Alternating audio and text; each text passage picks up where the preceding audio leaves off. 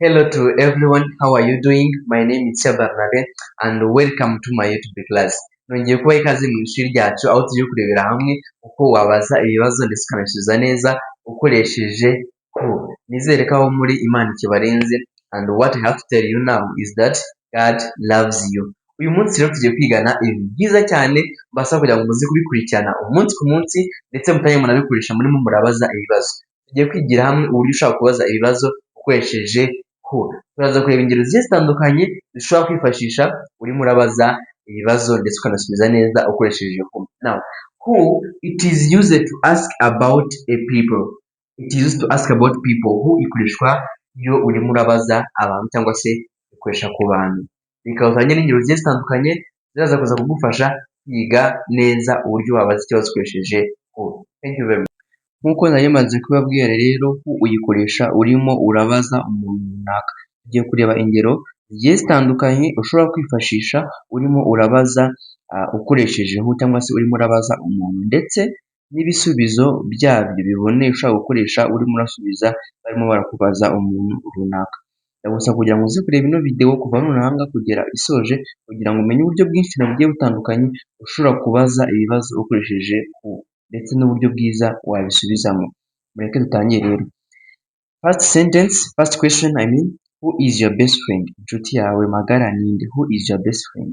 Ushobora gusubiza ukavuga ngo my best friend is Alice. Inshuti yanjye magara ni Alice. Who is your teacher?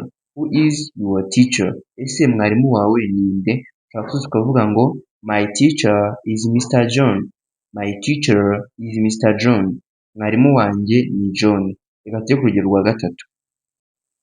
Who do you live with? Who do you live with? Ese ubana nande? Ushobora gusubiza ukavuga ngo I live with my parents. I live with my parents. Mbana n'ababyeyi banjye. Who teaches English at your school?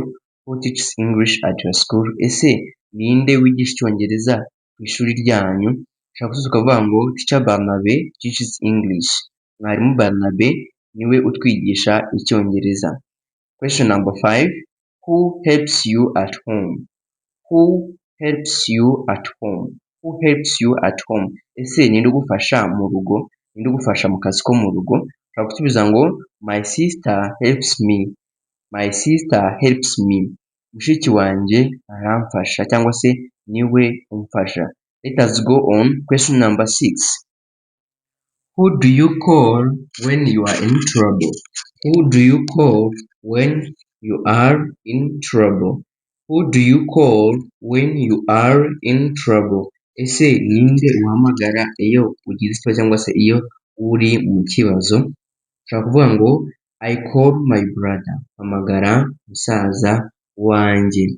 Question number 7. Who is knocking at the door? Who is knocking at the door? To knock ni ukukomanga. To knock. To knock. Who is knocking at the door? Ninde urimo gukomanga ku rugi? Ushobora ukavuga ngo it's our neighbor. It's our neighbor. Ni umuturanyi wacu urimo gukomanga ku rugi. It's our neighbor, ni umuturanyi. Hanyuma let us go on question number 8 which say that who made this food?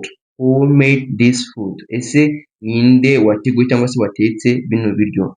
Ukavuga ngo also you can say who cooked this food? Who cooked this food? Ese ninde watetse bino biryo? Ukavuga ngo my aunt made it. Aunt wanjye niwe wagize ute wabiteguye. Let us go on question number 9. Reka kandi mbibutse gukora subscribe niba mutarayikora, niba wakunze ino video, like, share, subscribe to our channel and share it with your friends so that we can learn English together. Let us go on question number 9, though it's a mistake. It is question number 9 and the last one is 10. And the one they called 8 is asking, who is your favorite singer? Who is your favorite singer? Who is your favorite singer? Ese nuhe muririmbyi wa mbere ukunda? Nuhe muririmbyi ukunda? Ushobora gusubiza ukavuga ngo my favorite singer is Diamond. My favorite singer is Diamond.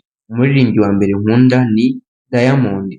Question number 9 ariko it is 10. Yabaza ngo who is your role model? who is your role model? Ese role model wawe cyangwa se umuntu ufatira how can I call it, umuntu ufatiraho umuntu w'icyitegererezo mu buzima bwawe ninde? Ni ukuvuga ngo my role model is my mother. Role model wanjye ni mama, cyangwa se umfatiraho icyitegererezo cyangwa se urugero rwiza ni mama. Now this is the end of our video. Thank you for watching this video. We love you and keep running with us. Don't forget to like this video, you subscribe, and even you share it with your friends so that we can learn English together. And next class we will study about asking questions using how many. So you don't have to miss the next class. Be ready, subscribe, share, so that we can grow this channel like in the next month. We shall even have 1K subscribers and even more. So thank you very much for watching. May God protect you and brings you all that you want in your life. Thank you very much.